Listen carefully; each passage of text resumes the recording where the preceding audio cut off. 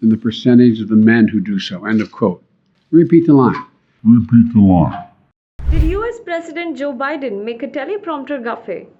A video of his speech has gone viral on social media, with people debating if indeed there had been a gaffe. While announcing reproductive rights action, Biden says, and of course, repeat the line, women are not without electoral and/or political power. To be precise, not and/or political power. Many Twitter users alleged that the repeat the line part had been accidentally read off of a teleprompter. Others claimed that Biden had said, "Let me repeat the line," for emphasis, and that there was no chance that repeat the line would have been put on a teleprompter at any rate. Instead, the teleprompter would just repeat the line, some claimed. Meanwhile, Tesla chief Elon Musk also took a dig at Biden over the clip. He said, "Whoever controls the teleprompter is the real president." Well, this would not be the first time that Biden has made a public gaffe. Biden was in news recently for a very specific cheat sheet he held in his hand at a meeting. The sheet, which was prepared by his staff to instruct him how to go about the meeting, said, "You take your seat." The photo was reportedly taken by a photographer present in the meeting, and it was shared on Twitter by a journalist. Secretary Becerra and Deputy Attorney General Monaco. I want to talk about an executive order I'm signing to protect reproductive rights of women in the aftermath of the Supreme Court's terrible, extreme, and I think so totally wrong-headed decision to overturn Roe v. Wade. In both formalized actions I announced right after the decision, as well as adding new measures today. Let's be clear about something from the very start. This was not a decision driven by the Constitution. Let me say it again. This was not a decision driven by the Constitution. And despite what those justices in the majority said, this was not a decision driven by history. You've all probably had a chance to read the decisions and the dissent.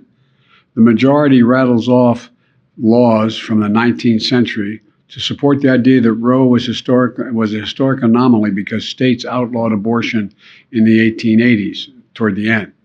But that's just wrong. The truth is, today's Supreme Court majority that is playing fast and loose with the facts. Even 150 years ago, the common law and many state laws did not criminalize abortion early in pregnancy, which is very similar to the viability line drawn by Roe. But the Dobbs majority ignores that fact. And the Dobbs majority ignores that many laws are enacted to protect women at the time when they were dying from unsafe abortions. This is the horrific reality that Roe sought to end. The practice of medicine should not be frozen in the 19th century. So what happened? The dissenting opinion says as clear as you can possibly say it. And here's the quote. "Neither law nor facts nor attitudes have provided any new reason to reach a different result than Roe and Casey did.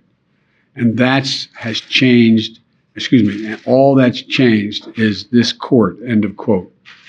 All that's changed is this court. That wasn't about the Constitution or the law. It was about a deep, long-seating antipathy toward Roe and the broader right to privacy. As the justice wrote in their dissent, and I quote, "The majority has overruled Roe and Casey for one and only one reason, because it has always despised them, and now it has the votes to discard them," end of quote. So what we're witnessing wasn't a constitutional judgment.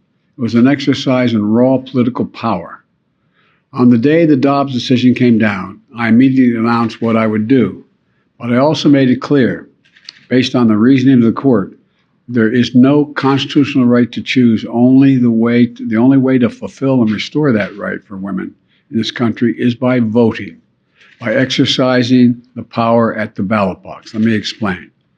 We need 2 additional pro-choice senators and a pro-choice House to codify Roe as federal law. Your vote can make that a reality. I know it's frustrating, and it made a lot of people very angry, but the truth is this. And it's not just me saying it. It's what the court said. When you read the decision, the court has made clear it will not protect the rights of women. Period. Period.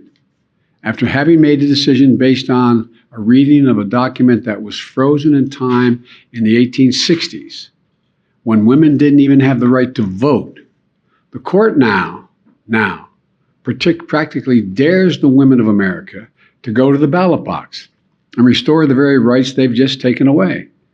One of the most extraordinary parts of the decision, in my view, is the majority writes, and I quote, women, it's a quote now from the majority, women are not without electoral or political power. It is noteworthy that the percentage of women who register to vote and cast a ballot is consistently higher than the percentage of the men who do so. End of quote. Repeat the line.